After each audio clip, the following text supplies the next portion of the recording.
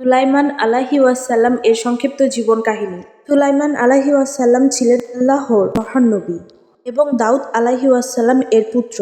তিনি নবুয়ত ও রাজত্ব দুইটাই লাভ করেন। আল্লাহ তাকে বিশেষ ক্ষমতা দান করেন। তিনি পাখি ও প্রাণীদের ভাষা বুঝতে পারতেন এবং জিনদের ওপরও নিয়ন্ত্রণ ছিল। তার রাজত্ব ছিল খুবই বিশাল ও শক্তিশালী। একটি বিখ্যাত ঘটনার মধ্যে তিনি পিঁপড়ার কথা শুনে হাসেন এবং আল্লাহর কাছে কৃতজ্ঞতা প্রকাশ করেন। আবার সারা দেশের রানীর সাথে তার ঘটনা খুবই পরিচিত, যেখানে তিনি তাকে এক আল্লাহর ইবাদতের দিকে আহ্বান করেন। সুলাইমান আলাইহি ওয়াসাল্লাম ছিলেন অত্যন্ত জ্ঞানী ও ন্যায়পরায়ণ শাসক। তিনি সবসময় আল্লাহর শুকরিয়া আদায় করতেন। শিক্ষা তার জীবন থেকে আমরা শিখি আল্লাহর নিয়ামতের জন্য কৃতজ্ঞ হওয়া, জ্ঞান ও বুদ্ধি সঠিকভাবে ব্যবহার করা, ন্যায় বিচার করা, অহংকার না করা।